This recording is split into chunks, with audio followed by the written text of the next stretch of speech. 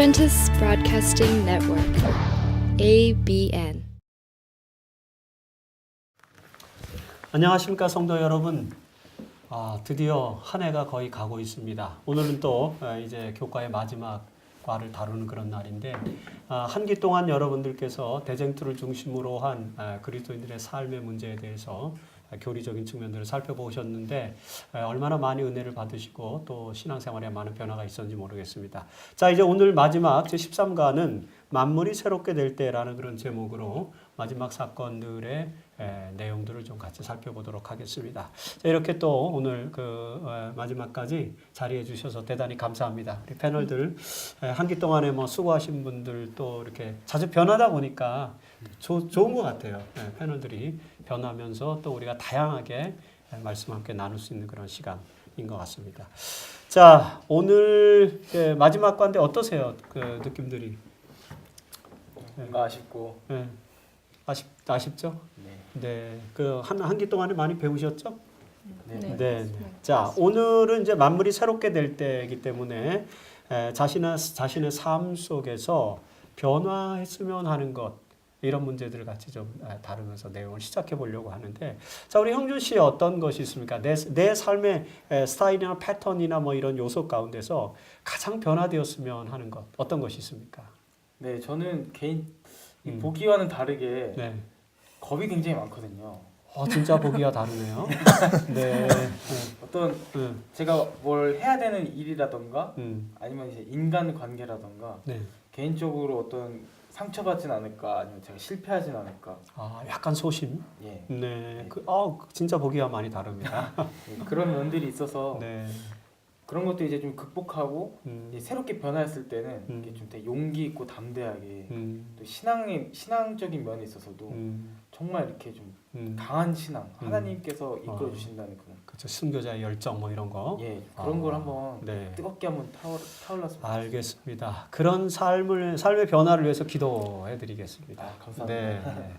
자, 우리 정희정 씨는 어떤 것이 변화되었으면 좋겠습니까? 늘 생각하고 있는 건데 잘 안 되네요. 네. 항상 무슨 일을 하든지 간에 네. 제가 다 그거를 해야만, 무슨 일이든지 꼭 제가 해야만 된다는 그런 생각을 갖고 있는데 네. 그러면서도 항상 말씀 보면서 항상 하나님께 내려놔야 되는데 하나님께서 일하실 수 있도록 그분이 일하실 수 있게끔 해야 되는데 네. 여전히 지금도 제가 일을 하려고 하다 보니 저는 혼자서 되게 힘들고 용기가 많으시군요. 그래서 네. 좀 내려놓고 맞습니다. 하나님께서 일하실 네. 수 있게. 저도 그렇고 뭐 많은 사람들이 필요할 것 같아요. 좀 내려놓음 이런 책도 있지 않습니까? 네. 많은 것들을 우리 주님의 발 아래 내려놓고 마리아처럼 그냥 진득하게 주님의 발 앞에서 말씀도 듣고 이렇게 감동도 받고 그런 삶이 좀 필요할 것 같아요. 네, 알겠습니다. 기도해 드리겠습니다. 자, 우리 인규 씨는 오늘 처음 출연하셨는데 앞으로 종종 출연해 주기를 바라고 네, 이 방송이 계속 되면은 자, 어떤 것들이 변화되었으면 저는 삶 속에서 네. 항상 이 기복 있는 삶을 살 때가 정말 많은데 기복이 좀 심한 편인가요? 그러니까 항상 무난히 가는 것 같다가도 네. 또 그 무난한 삶에 너무 젖어드는 때가 많은 것 같은데 네. 저는 항상 뜨겁게 살고 싶은데 그렇게 살지 못할 때가 너무나 많아서 기복 없는 삶, 특별히 기복 없는 신앙을 하고 싶어요. 네, 일관되게 이렇게 해서 계속 꾸준히 어떤 목표를 성취해가는 그런 꾸준한 믿음이 필요하다. 그런 말씀이군요. 네, 우리 선미 씨도 오늘 첫 출연하셨는데 소감이 어떠세요? 떨리기도 하고 재밌을 것 같기도 하고. 네. 자, 가장 본인의 삶 속에서 변화되었으면 하는 것 어떤 것 같습니까? 저는 되게 예전부터 많이 노력했지만 항상 실패했던 게 새벽에 일어나서 정말 말씀 보고 기도도 하면서 그렇게 하루를 시작하고 싶었거든요. 근데 그게 항상 초반에 좀 잘 되다가 항상 잘 안 되고 그렇게 돼서 리듬이 끊기는 것 때문에 힘들었었거든요. 그래서 다음에는 한번 그렇게 변화되었으면 좋겠어요. 새벽을 깨우는 삶이 필요하다. 네. 올해가 이제 다 가고 있으니까 2013년에 새 목표를 세우셔서 꼭 그 목표를 실현시키시기를 바랍니다. 자, 우리가 서론에서 이야기한 것처럼 이제 어느덧 한 기의 마지막 시간이 돌아왔습니다. 지난 3달 동안 대쟁투를 주제로 한 교리적인 문제들을 살펴보았지 않습니까? 자, 오늘은 이제 마지막 주제를 좀 살펴보도록 하겠습니다.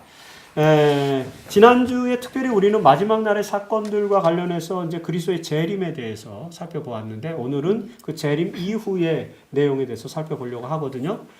먼저 우리 정희정 씨가 예수님의 재림 이후에 어떤 일이 일어날 것으로 성경이 예언하고 있는지 좀 소개해 주시죠. 네.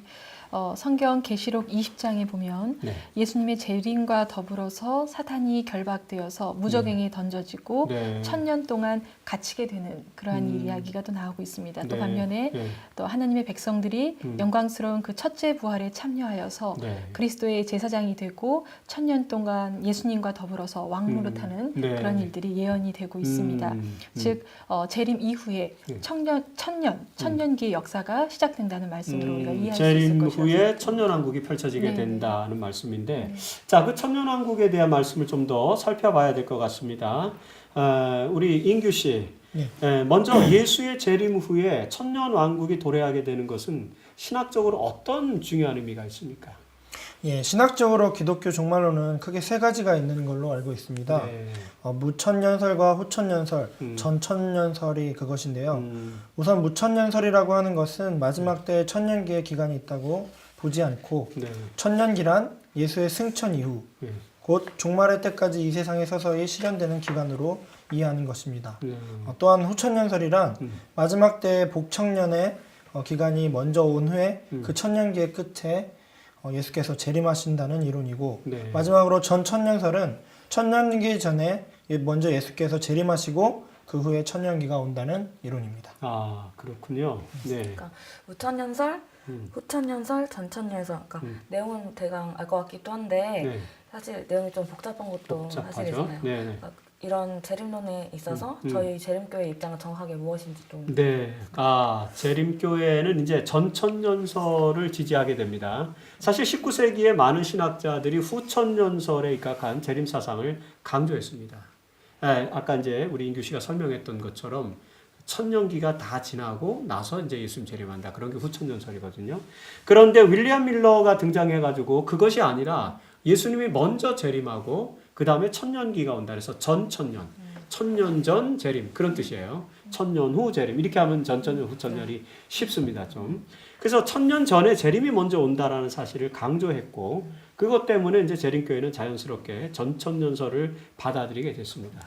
사실 19세기까지는 많은 개신교회에서도 후천년설을 믿었지만은 19세기 말에 이제 그 세대주의 종말론 그것이 등장하면서 개신교회도 이제는 전천년설을 받아들이고 있습니다. 그래서 대부분의 복음주의 기독교의 신학적 특징으로 이 전천년 재림설이 자리를 잡고 있는 것이죠. 자, 그렇다면은 우리 형준 씨가 재림 후에 어떤 상황이 일어나게 되는지 좀 더 자세하게 좀 설명을 해주시죠. 네, 예수님께서 이제 재림하심과 더불어서 의인들이 첫째 부활에 참여하여서 네. 공중에서 예수님을 영접하게 되고요. 네. 또 악인들은 그리스도의 입의 기운, 데살로니가 후서 2장 9절에 표현되어 있는데요. 네. 그리스도의 입의 기운으로 죽임을 당하게 됩니다. 네. 그렇게 되면 지구는 폐허가 될 것인데 악의 장본인인 사탄만이 살아서 그 폐허의 공간 속에 남아있게 될 것이고 네. 바로 이런 상태를 성경은 무저갱이라고 표현하고 있습니다. 네.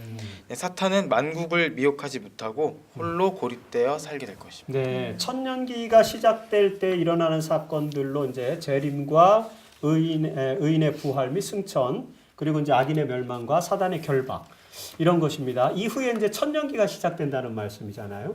네, 월요일 소지에서 이제 천년기에 대한 내용이 자세하게 나오는데, 자, 천년기 기간 동안에 구체적으로 어떤 일들이 벌어지는지 좀 자세하게 살펴봐야 될 것 같습니다. 먼저 재림과 더불어 시작되는 천년기에 대해서 화이트는 뭐라고 말하고 있습니까? 예, 초기문집 52페이지에 이렇게 기록하고 있습니다. 성도들이 죽지 않을 몸으로 변화되어 예수님과 함께 공중으로 이끌려 올라갈 것입니다. 그들은 검은과 흰 예복과 면류관을 받고 도성으로 들어갈 것입니다.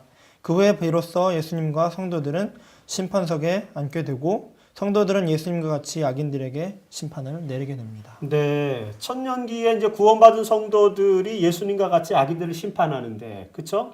자, 요 상황에 대해서 우리 선미 씨가 그 이 상황에 이 심판에 참여하는 자들은 구체적으로 누구이며 그들이 하는 일에 대해서 성경이 구체적으로 어떻게 말하는지 좀 소개해 주시겠습니까?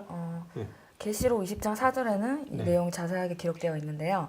먼저 하늘 보좌에 앉은 자들은 예수를 증거하다 순교당한 순교자들과 짐승의 표를 받지 않은 사람들입니다. 네. 이들은 총괄적으로 구원받은 사람들을 말하는 것이라고 볼 수 있죠. 대표적으로 구원받은 사람들이 심판하는 권세를 받았다고 기록하고 있습니다. 네. 네. 그런데 목사님 여기서 네. 그 심판은 어떤 심판을 말하는 건가요? 그 1844년 이후 조사 심판 시기에도 예수께서 심판을 하시는데 구원받은 사람도 심판을 한다면 그럼 그건 어떤 심판이 되는 거죠? 네. 성경에서는 이제 최후의 심판과 관련해서 세 단계의 심판이 언급되고 있습니다. 신학적으로 이것을 조사 심판, 그 다음에 재림전 조사 심판, 천년기 심판, 집행 심판 이렇게 이제 보통 통상 구분을 하거든요. 일단 재림전 조사 심판은 지난주에 살펴본 것처럼 하늘 지성소에서 예수님이 재림하기 직전에 지성소에서 이루어지는 심판을 말합니다. 이 심판은 의인들을 신원해 주는 심판. 의인들이 왜 의인이 됐는지를 신원해 주고 그다음에 이제 악인들 중에서도 작은 뿔의 세력들이 특별히 심판받는 그런 장면으로 다니엘서 7장 같은 데 이제 묘사가 되어 있습니다. 그래서 이런 거를 우리가 재림전 조사 심판이라고 말하는 거예요. 그것이 첫 번째 심판이고.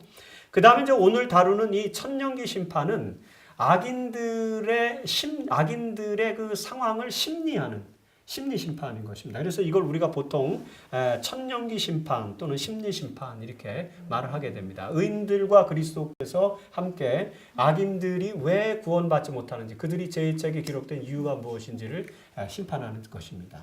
그 다음에 이제 마지막으로 천년기가 지내고 난 다음에 최후에 일어날 심판을 우리가 집행 심판이다 이렇게 이야기를 하고 있습니다. 재림교회에서는 이런 세 단계의 심판에 대해서 최후의 심판에 대해서 우리가 기별을 가지고 있죠. 자, 천년기 심판에 대해서 좀 더 집중을 좀 해봅시다. 성경은 이 심판에서 구원받은 사람들이 왕노릇한다 이렇게 표현하고 있지 않습니까? 도대체 그 왕노릇한다라는 표현이 심판과 어떤 관련이 있는 것입니까? 네, 그 왕 심판을 한다는 것은 이제 예전 같은 그 옛날 고대 시대 같은 경우에도 왕만이 가지고 있는 어떤 권한으로 볼 수가 있는데 왕노릇한다는 표현은 아마도 그리스도의 권한을 대행하는 사역의 모습과 관련되는 것으로 이해가 됩니다. 만왕의 왕이신 그리스도께서 또 하늘에서 마지막 심리 심판을 하실 때 의인들이 함께 참여해서 심판의 정당성을 확인하는 절차를 갖게 되는데요. 그렇죠. 이런 심판의 동참을 왕의 권세로 이해할 수 있습니다. 다시 말해 의인들이 제사장과 왕의 권세를 받아서 악인들의 행위들을 심리하는 장면을 이 내용에 적용할 수가 있을 것 같습니다. 네, 그렇습니다. 왕의 권세로 어떤 심리 심판을 진행하는 모습. 이걸 이제 왕노릇. 이렇게 표현하고 있는 것이죠. 자, 천년기에 우리가 왕노릇하기 위해서 우리의 신앙이 더 발전해야 될 것 같지 않습니까? 거기 가서 당당하게 심리 심판을 하려면은 천년기 심판이 진행되는 그런 심판 내용을 좀 더 구체적으로 이해하기 위해서 화이트 부인께서 소개해 주시는 내용을 좀 같이 설명해 주시겠습니까? 살아남은 이들 416페이지에 나와 있는 말씀입니다. 성도들이 하나님 앞에서 제사장과 왕의 권세를 받아 다스리는 것을 보았다. 그리스도께서는 자기의 백성들과 함께 그 죽은 악인들의 모든 잘못을 그 행위에 따라 살피고 그 행실을 율법책과 하나님의 말씀에 비추어 심판하셨다. 그 후에 그들은 악인들이 행한 대로 반드시 받아야 할 형량을 결정하고 그 내용을 사망의 책에 있는 그들의 이름 아래에 기록하였다. 사단과 그의 천사들도 예수와 그 성도들에게 심판을 받았다. 네, 하늘에서 천년기 동안에 어떤 심판이 일어나고 있는지 우리가 좀 더 구체적으로 알게 된 것 같아요. 그렇죠? 자, 이제는 화요일 소지로 넘어가서 천년기 끝에 일어날 일들을 좀 살펴보도록 하죠. 먼저 선미 씨가 천년기 끝에 일어날 사건들에 대한 성경의 내용을 좀 소개해 주시겠습니까? 계시록 20장 7절에서 8절에 이런 말씀이 나와 있는데요.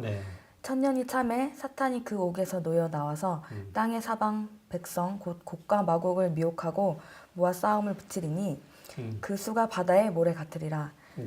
그들이 지면에 널리 퍼져 성도들의 진과 사랑하시는 성을 두름에 하늘에서 불이 내려와 그들을 태워버리고 또 그들을 미혹하는 마귀가 불과 유황못에 던져지니. 네, 지금 우리가 앞에서 말한 것처럼 천년기 끝에 있을 최후의 집행심판 내용을 이제 회화적으로 여기 묘사하고 있는 그런 성경 말씀 같습니다.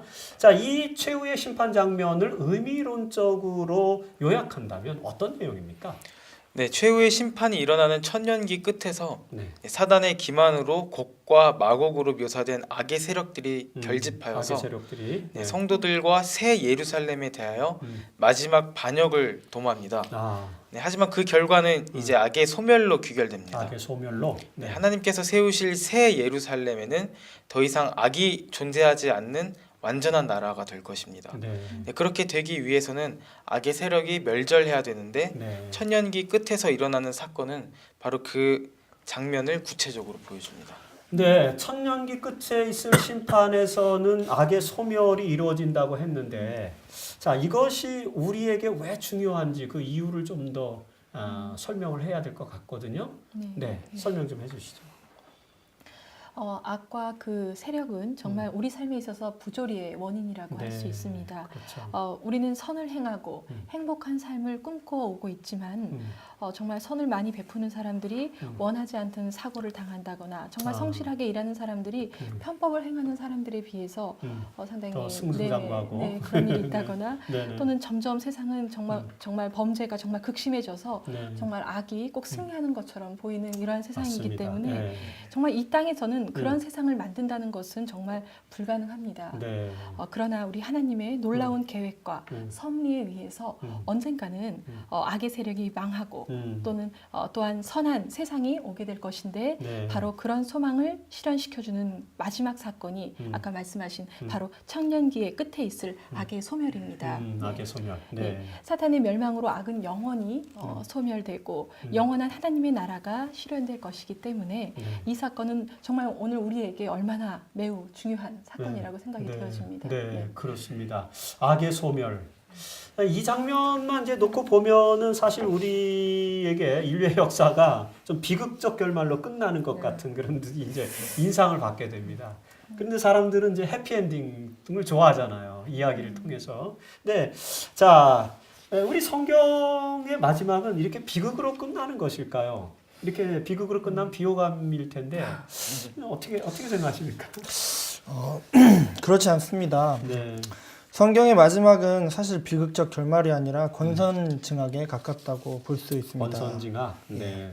그렇다면 대부분의 권선징악적 작품이 그렇듯이 성경은 결과적으로 해피엔딩으로 종결된다고 볼 수 있습니다. 네. 악인과 사탄의 멸망으로 악이 소멸되는 장면은 사실 해피엔딩의 조건이라고 볼 수 있습니다. 네. 우리의 슬픔과 고통은 모두 악에서 비롯된 것이기 때문에 이 악의 세력의 종결은 결과적으로 선의 승리를 보장해 주는 것이며 결과적으로 행복한 결말을 얘기해 주는 것입니다. 네, 그렇군요. 또 이 성경이 결과적으로는 분명하게 해피엔딩으로 끝나게 된다는 말씀이 이 마지막 교과에서 우리에게 또 힘을 주는 감동을 주는 그런 말씀이 아닌가 싶습니다. 사실 이 내용이 이제 수요일 소지에서 나오고 있지 않습니까? 특별히 계시록 21장에서 그 희망의 모습을 우리에게 설명해주고 있습니다. 자, 이제 악의 소멸과 더불어 전개되는 인류의 새로운 역사. 그 부분을 이제 계시록 21장과 더불어서 살펴봐야 되겠는데 이 해피엔딩의 내용을 우리 형준 씨가 먼저 좀 성경으로 소개해 주시겠습니까?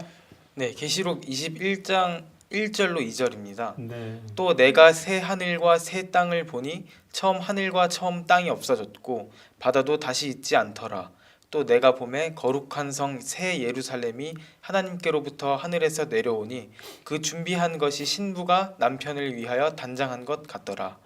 네, 성경의 해피엔딩은 새 하늘과 새 땅으로 시작된다고 이렇게 말해주고 있습니다. 네. 자, 천년기 심판이 지나고 완전한 심판으로 악이 소멸되고 나면 새 하늘과 새 땅이 도래하게 될 것인데 여기서 말하는 새로운 땅이란 어떤 의미인가요? 네. 지금 우리가 살고 있는 이 세계와는 정말 다른 그러한 세계를 말하는 것입니다. 네. 즉 질적으로 다른 세계를 말하는 것 같습니다. 네. 현재 우리의 세상은 정말 고통과 어떤 불행과 그리고 부조리와 불합리의 그러한 공간 속에서 우리가 살고 그렇죠. 있습니다. 맞습니다. 죄의 영향으로 정말 불완전한 그러한 세상이 되어버렸는데 네. 새 땅은 정말 새 땅은 이런 불합리가 제거되고 완전히 행복함과 그리고 평화와 그리고 번영이 그런 것들이 보장되는 그러한 땅입니다. 네. 정말 역사의 마지막에는 이런 새 땅으로 다시 회복되는 것을 말하는 것 같습니다. 네. 즉 새로움이란 질적으로 다른 것을 말하는 것으로 이해할 수 있지 않을까 생각이 됩니다. 그렇죠. 그래서 이제 새 땅 이렇게 이제 묘사되는 것 같습니다. 자, 인류 역사의 궁극은 바로 이 새롭게 회복된 새 땅의 도래로 이루어지는 것인데 이런 결말이 오늘 우리에게 굉장히 중요한 그 이유가 있을 것 같은데 인규 씨가 왜 새 땅의 도래가 성경에서 이렇게 강조되는 것입니까? 예. 새 땅이라는 표현에는 현재 우리가 살고 있는 물질적이며 공간적인 개념을 담고 있습니다. 아, 그런 개념도 같이 담고 있고. 네. 예, 즉 새 예루살렘이 세워지는 땅은 현재 우리가 살고 있는 물리적인 지구 공간과 다르지 않은 물질적 공간이라는 말입니다. 네. 그러나 설명한 것처럼 질적으로 전혀 새로운 땅이 도래하게 된다는 것인데 이는 현재 우리가 살고 있는 동일한 공간에서 변화의 희망이 있음을 강조하기 위해서 네. 새 땅의 도래가 약속된다는 것입니다. 아, 네, 그렇군요. 이 새 땅이라는 단어에 이제 이런 의미가 담겨 있습니다. 질적으로 전혀 다르면서도 현재 우리가 살고 있는 이 공간의 새로운 변화. 이런 걸 이제 설명해 주는 어떤 의미인 것 같습니다. 이 새 땅에 대한 기대감은 현재 우리가 가지고 있는 희망에 대한 이유를 또 가능하게 해주는 거죠. 왜냐하면 지금 이 세상을 바라보면 희망은 없지만 이게 새 땅으로 변화될 것이다라는 기대를 갖게 되면 아, 거기에 희망이 있구나. 그런 걸 우리가 이제 알게 된다는 그런 이야기죠. 자, 그렇다면은 구체적으로 변화될 새 땅은 어떤 곳이어야 한다고 이제 생각하는지 혹시 선미 씨는 개인적으로 바라는 그 새 땅의 이미지, 새 땅의 모습이 있습니까? 그러니까 새 땅이라고 하면은 뭔가 새로운 장소. 네. 그래서 왜 우리도 새로운 집에 이사를 하면 기분이 좋고 그렇지. 새로운 장소면 좋잖아요. 근데 여기서 말하는 새 땅이라고 하는 것은 그저 그런 장소에만 국한된 것이 아니라 정말 고통이 없는 곳, 그리고 서로를 너무나 사랑해 줄 수 있는 그런 곳. 그러니까 정말 이기적인 나를 먼저 사랑하는 마음보다 남을 먼저 생각하고 배려하는 마음이 있는 곳. 그리고 어떤 경쟁이라든지 막 재물에 대한 욕심 이런 것도 없는 그런 곳이 정말 진정한 새 땅이라고 볼 수 있지 않을까. 네. 우리 선미 씨가 기대하는 이제 새 땅은 그런 사랑이 충만하고 경쟁이 없고 서로 공존하는 그런 사회를 기대하시는군요. 뭐 다 개인적으로 그런 기대감이 있을 거예요. 저 개인적으로는 희망이 가득 찬 땅이 됐으면 좋겠어요. 희망의 땅. 그래서 옛날에 뭐 고대 사회 고대인들은 그 로마를 희망의 땅으로 보았고 또 이제 19세기에는 미국을 희망의 땅으로 봐서 아메리칸 드림 이런 거 있었잖아요. 근데 가보니까 희망이 아니었죠. 근데 정말 우리가 가는 땅은 희망의 땅이에요. 새 땅은 정말 희망으로 가득 찬 절망이 없는 그런 땅이었으면 좋겠다 이런 생각을 좀 해보게 됩니다. 자, 목요일 소지에서 이렇게 이제 새 하늘과 새 땅에 대한 기대감은 우리가 이제 수요일 소지에서 얘기했기 때문에 여기에서는 이제 그 땅의 새로운 땅에서의 삶에 대한 이야기를 좀 같이 나눠 보려고 합니다. 자, 먼저 계시록에서는 이 새 땅에서의 삶을 어떻게 묘사하고 있나요? 계시록 21장 3절과 4절에 이렇게 묘사가 등장합니다. 하나님의 장막이 사람들과 함께 있고 하나님이 그들과 함께 계셔서 그들은 하나님의 백성이 되고 하나님은 친히 그들과 함께 계셔서 모든 눈물을 그 눈에서 닦아주시니 다시는 사망이 없고 애통하는 것이나 곡하는 것이나 아픈 것이 다시 있지 아니하겠다라고 말씀하고 계십니다. 네. 그 결국은 그러니까 지금 우리가 살고 있는 이 땅에서 겪고 있는 모든 실존적인 문제 그런 것들이 이제 실존성이 사라지고 완전한 세계가 열린다라는 그런 이제 내용인데 바로 그 이유는 뭐냐면은 하나님이 사람들과 함께 거하기 때문이다. 그런 걸로 성경이 지금 이야기하고 있는 것입니다. 결국 새 땅에서의 삶에서의 가장 중요한 요소는 그 땅에서는 하나님과 함께 지낸다는 것이죠. 네, 그렇죠? 자, 우리 인규 씨, 예. 이사야서 65장에서는 어떤 삶이 또 묘사되고 있나요? 예. 이사야 65장에는 새하늘과 새 땅이 매우 구체적으로 묘사되어 있습니다. 거기에 보면 새 땅에는 우는 소리와 부르짖는 소리가 없고 죽음이 없어서 백세도 젊으니라 할 것이라고 합니다. 가옥을 건축하고 포도나무를 심고 열매를 얻으며 살 것이라는 표현도 있습니다. 네. 타인이 자신의 물건을 빼앗지도 않을 것이고 모든 동물들도 평화롭게 살게 될 것이라고 네. 묘사하고 있습니다. 그렇죠. 이런 장면들은 이제 한마디로 말해서 화평과 공존의 사회, 하나님과 인간관계, 인간과 인간관계, 그다음에 인간과 자연 사이의 관계, 이런 모든 관계가 아무런 문제 없이 평화의 공존이 가능한 사회를 말하는 그런 묘사로 우리가 볼 수 있습니다. 자, 선미 씨, 이것 말고 또 어떤 표현, 새 땅에서 나타나게 될 변화에 대한 표현이 있나요? 새 땅에서는 인간이 가지고 있는 능력이 최고로 고양될 것입니다. 아, 네. 네, 인간은 완전한 신체적 능력을 회복하고 네. 지성과 영성에 있어서도 매우 높은 표준에 도달하게 될 것입니다. 네. 옳은 것이 무엇인지를 정확하게 이해하고 또 실천하기 때문에 의로운 삶을 살게 될 것이고요. 그리고 이러한 인간의 삶의 모습은 우리가 진정으로 사실 바라는 것이고 또 그런 바람이 실현되기 위해서 우리는 하나님의 나라가 빨리 도래하기를 희망하는 것입니다. 네, 정말 그런 나라가 빨리 왔으면 좋겠어요. 그렇죠? 네. 우리의 모든 기능들이 그다음에 정신, 육체의 모든 기능들이 완전히 회복되고 또 모든 관계가 회복되는 그래서 완전히 평화롭게 공존하는 그런 세상 말입니다. 이 세상이 새 땅으로 이렇게 묘사된 것 같은데, 자, 우리가 꿈꾸는 이 새 땅에 대해서 화이트 부인은 어떻게 묘사를 하고 있습니까?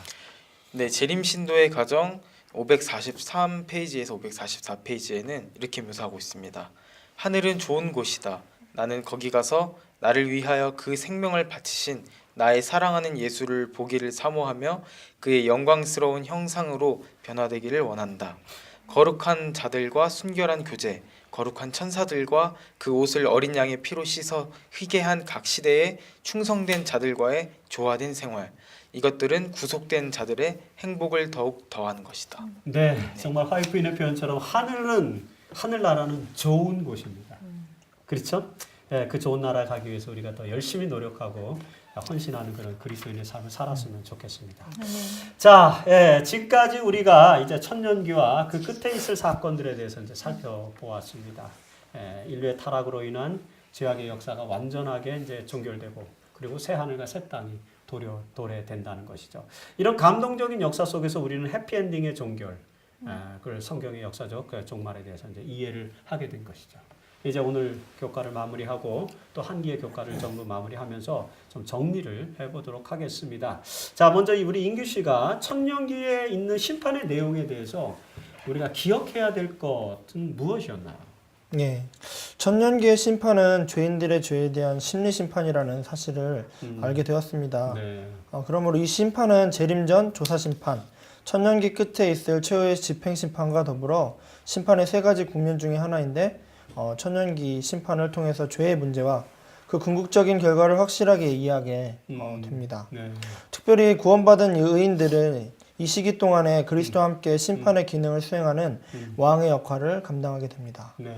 정말 기대되는 일이 아닐 수 없다고 생각합니다. 네, 그렇습니다. 자, 그 다음에 천년기가 끝나게 되면 이제 악인과 사탄의 멸망 장면이 이제 마지막 사건으로 기록되어져 있지 않습니까? 이 사건들은 어떤 의미를 주고 있는지 다시 한번 정리해 주시죠. 네. 악인의 멸망과 사탄의 멸망은 사실상 악의 소멸을 말해주는 것입니다. 악의 소멸. 네. 네. 인간과 지구의 운명은 악의 기원과 그로 인한 죄의 도래와 더불어져 만들어졌습니다. 네. 악이 지배하는 이 세상은 불합리하고 또 부조리한 세상입니다. 그런데 이 부조리의 원인이 되는 악이 소멸된다는 것은 결국 이 세상이 더 이상 부조리하지 않게 된다는 말입니다. 네. 자, 악의 멸망과 더불어 도래하게 되는 새 하늘과 새 땅은 그야말로 부조리가 사라진 새로운 세상의 도래를 말한다고 하는 것인데, 자, 우리 형준 씨, 그 땅이 어떻게 묘사되었는지 다시 한번 요약해서 정리해 주시죠. 네, 인간의 실존적인 문제가 모두 사라지는 그런 완전한 세상으로 묘사되었습니다. 네, 특별히 하나님과 사람, 그리고 또 사람과 사람, 또 사람과 천연계, 이 모든 관계가 회복되는 세상으로 묘사되었고요. 그렇죠. 또 인간의 육체적인 능력뿐만 아니라 지성과 또 영성, 이 모든 것이 회복되어서 높은 표준의 존재로 변화되는 세상으로 묘사되었습니다. 네. 한마디로 우리가 바라고 고대하는 그 이상적인 완전한 세상, 네, 그러한 세상으로 또 묘사됩니다. 자, 성경의 역사가 이렇게 해피엔딩으로 끝나게 되는군요. 정말 감동적이지 않을 수 없습니다. 그렇죠? 이 사실이 너무 감사하고요. 자 이제 이번 주의 내용과 그리고 이제 마지막이니까 한기의 내용 전체를 좀 이렇게 정리하면서 우리 정희정 씨가 한기의 교과를 마무리하면서 개인적으로 느끼는 감동이나 또 어떤 감회 잠깐 좀 소개해 주시겠습니까? 네. 정말 대쟁투의 역사가 결국은 선이 악을 이기는 그러한 또 해피엔딩으로 종결된다는 것이 정말 너무나 감사한 일입니다. 사실 참 그리스도인으로서 정말 살아가는 게 쉽지 않고 아마 우리 성도님들도 다 아마 겪는 일들이시겠지만 정말 이 세상에서 직장 문제로 또는 안식일 문제로 또는 사람들과의 가정에서 교회에서 또는 관계 속에서 정말 그리스도의 향기를 내뿜는 그런 본이 되지 못하고 사는 게 현실이지만 정말 그렇게 사는 것이 너무나 어려운 일이지만 이 궁극적 희망의 약속을 생각한다면 정말 신앙적 감동이 새롭게 아마 우리 성도님들의 마음을 변화시키지 않을까라는 생각이 듭니다. 이번 한기 동안 정말 무엇보다도 내 밖에서의 어떤 사건과 사고로 인한 여러 가지 선과 악의 대쟁투도 있겠지만 무엇보다도 내 안에서의 저 자신이 정말 대쟁투의 한 복판에 서 있는 어떤 주체라는 사실을 정말 새롭게 우리가 주체죠. 이 의식을 하게 되었습니다.